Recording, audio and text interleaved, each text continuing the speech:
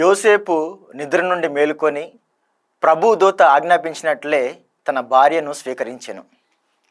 క్రీస్తునాథుని యందు ప్రియ స్నేహితులారా, పవిత్ర కన్య మరియమ్మ తరువాత శ్రీసభ అత్యంత రీతిగా గౌరవించిన పునీతుడు యోసేపు గారు. ఈ యోసేపు గారు యేసు ప్రభువునకు పోషక తండ్రి. దేవునిచే ప్రత్యేకంగా ఎన్నుకోబడి పవిత్ర కుటుంబాన్ని కాపాడడానికి, సంరక్షించడానికి నియమితుడైన వ్యక్తి ఈ యోసేపు గారు. పవిత్ర గ్రంథం యోసేపు గారి గురించి చాలా తక్కువగా మాట్లాడుతుంది. కానీ ఆయన జీవితం మనం చూసినట్లయితే దేవుని ప్రణాళికకు తనను తాను ఎంత సంసిద్ధత చేసుకుని ఉన్నాడో, తనను తాను ఎంత పూర్తిగా విధేయించి ఉన్నాడో మనకు తెలియజేస్తూ ఉంది. ఆయన మాటలు తక్కువ ఉండొచ్చు, కాకపోతే ఆయన పనులు మాత్రం శాశ్వతంగా పవిత్ర శ్రీసభ జీవితంలో నిలుస్తూ ఉంది. యోసేపు గారి గురించి సువార్త ఒకే ఒక మాట చెబుతుంది: ఆయన నీతిమంతుడు.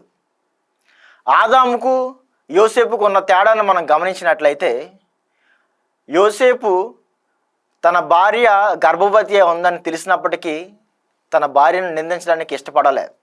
తన భార్యను కాపాడదామని ప్రయత్నించాడు తప్ప తన భార్యపై నింద మోపాలని ప్రయత్నించలే.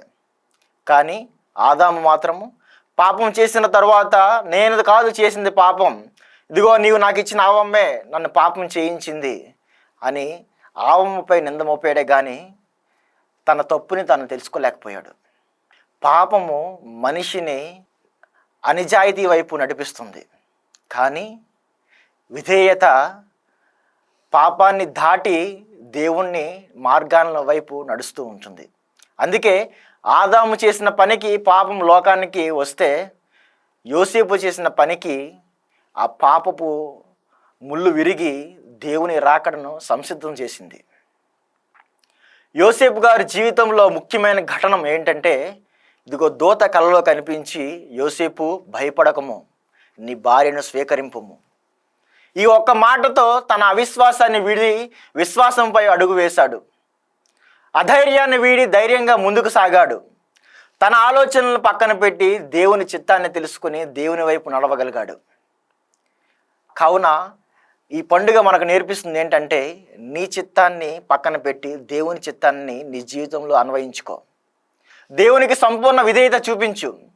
దేవునికి సంపూర్ణ విధేయత నువ్వు ఎప్పుడైతే చూపెడతావో అప్పుడు నీ యొక్క జీవితం ఇతరులకు ఒక మార్గదర్శకంగా నిలుస్తూ ఉంటుంది. ఆ జీవితమే పునీత యోసేపు గారు జీవించిన జీవితం.